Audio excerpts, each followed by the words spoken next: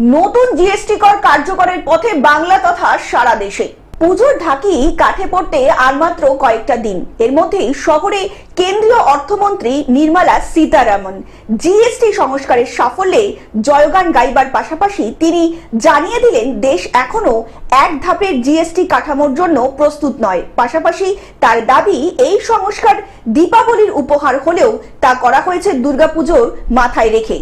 জাতীয় গ্রন্থাগারে শ্যামাপ্রসাদ মুখোপাধ্যায়ের ভাষা ভবনেই শিল্প ও বণিক সম্মেলনের মুখোমুখি হয়ে তিনি বলেন, ৫, ১২, ১৮ এবং ২৮% জিএসটি কাঠামো ইচ্ছাকৃতভাবে স্থির করা হয়নি, বরং বিভিন্ন রাজ্য স্তরকে নিকটতম ধাপের সঙ্গে সামঞ্জস্য রাখার একটি বিস্তারিত অনুশীলনের মাধ্যমে তা তৈরি করা হয়েছে।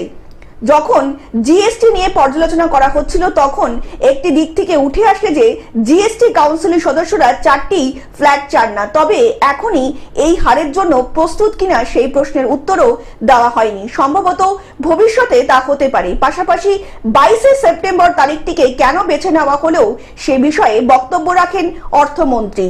তিনি বলেন, ওই দিনটিকেই বেছে নেওয়ার কারণ হিসাবে বলা যায় বাংলার পুজোর কথা অন্য দিনক্ষণে নিয়েও দাবি উঠেছিল, কিন্তু আমরা মহালয়ের পরের দিনকেই বেছে নিয়েছি। এই সংস্কারের সুফল বাংলা হস্তশিল্প ও কৃষিজ পণ্যের ক্ষেত্রেও দারুণভাবে প্রভাব মিলবে বলে তিনি যথেষ্ট আশাবাদী। Bureau report, globe news.